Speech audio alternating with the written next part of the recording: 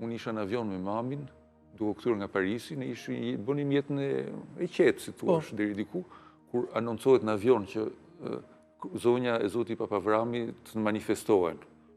Edhe ne i manifestuam, prisni na thanë, pasi të ketë mbritur avioni, do rrini këtu.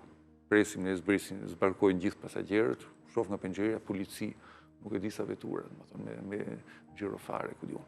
Hypër një, na shikon nga larg, diskutojnë, si në filma.